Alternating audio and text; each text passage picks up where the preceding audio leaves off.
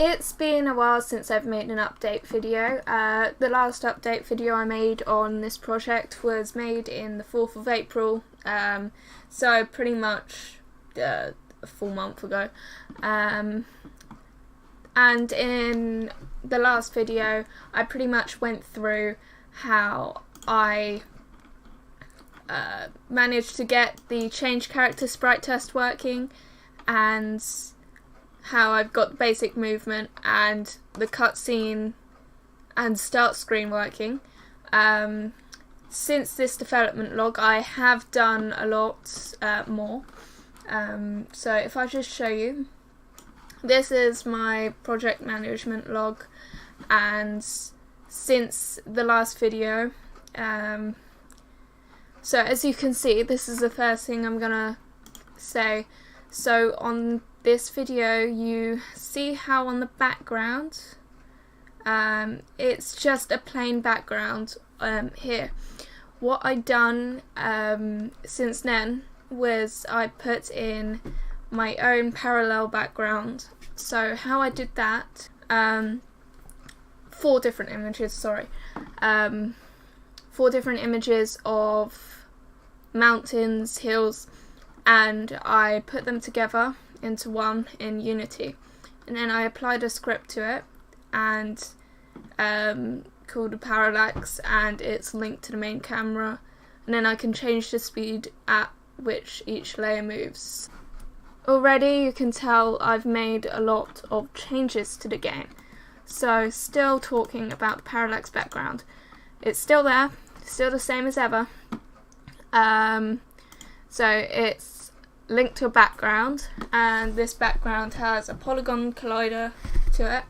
This polygon collider is linked to the Cinemachine camera, and it's linked because this bounding shape 2D down here, what it does is it makes sure the camera can't go outside of these bounds, and that's the sky there. It's a simple gradient which I made in Photoshop. Here you can see I was experimenting with how I wanted the UI to look. So there it is. I've got 2 health bars here and then another health bar here. This one was the simplified one, which as you can see is these 2 there, and then those 2 are just examples. So with this parallax background I commented these out because these weren't necessary. Public game object camera, basically I put the main camera into the public game object variable which I made a parallax effect float variable. That's basically assigning what speed they would all go, which would be later referenced down here at here. So, start position equals transform dot position x. This position here, so minus 0.0165. So then what we did down here is so float distance camera dot transform dot position x. So position x is this one, and you multiply it by the parallax effect, so public float parallax effect.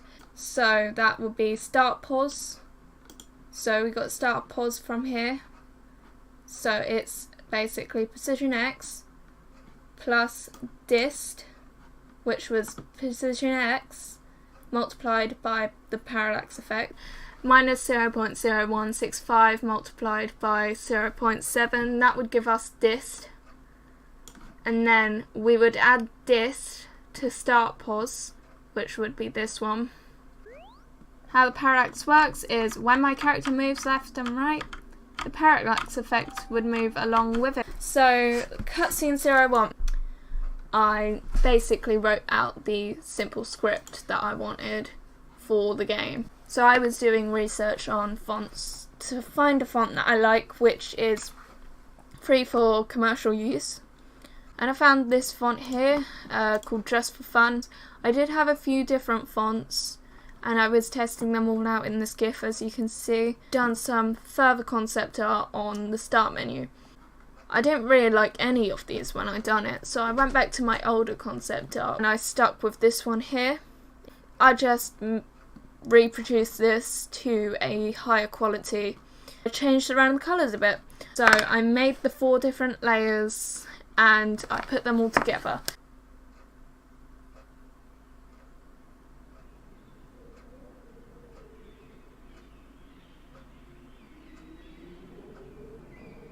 Moving on. Music. I made more music. It's all on my YouTube channel. I made up a UML diagram. Well, I updated it. Player health. These ones at the top are the variables. These ones are the functions. Plus basically means it's public. Minus basically means it's private. Lines of scenes. So what I done here was I was working on loading up scenes. So for example, from the start screen I press space, I move to cutscene 1, and then I finish all of the dialogue and I move to level 1. This is my dungeon 1 plan. I did not plan to have a dungeon in the beginning of my development. It just happened because I felt like putting a dungeon in. I do have very basic dungeon plan down. I've got music in the background, if I just turn that down a bit. Music in the background. The player moves. I made the sprite smaller to make it look like it's top down.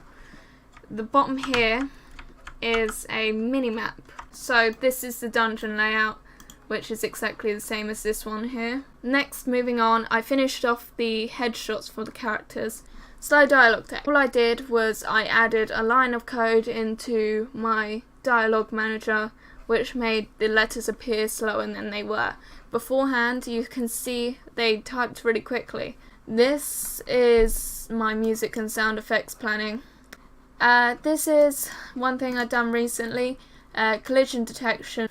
Whenever the player is colliding with the villager, paste a message into the debug log saying villager. Whenever the player is colliding with the enemy, it will paste a message into the debug log saying enemy. The next bit was a very big achievement for me. The health bar, which changes with what sprite you're at. So at the beginning I made a very basic health bar which damages the player whenever they get hit. So what I've done next is, so we made a public slider. Health bar 2, health bar 3. So this is showing the difference between the 3 different health bars, and this is something I've done today actually, a game over pop-up. This isn't relevant at the moment. So this private integer basically stores the health for all of the 3 characters. They start at 100 health, and then this public integer gets and sets the health for each character, so everything stays the same pretty much. This basically says health bar 1 value. The difference between health bar 1 and health 1 is health bar 1, this slider, the actual slider, and health 1 is pretty much the number stored in the script. So this one's basically telling us that health bar 1, this value here, is 100, because if we increase and decrease, it changes value, you see. So you want to tell the game that the value of this is 100.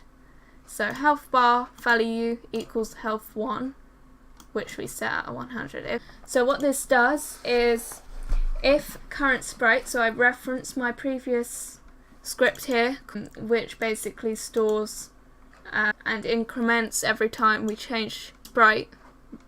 So all of that is referenced in this one. So if current sprite dot current character equals 0, so this will be the first character 0, but we set the first health bar 1, so this one, dot game object, so we've got to say it's a game object because it's a game object, dot set active true, would be enabled and the other two would be disabled like they are now.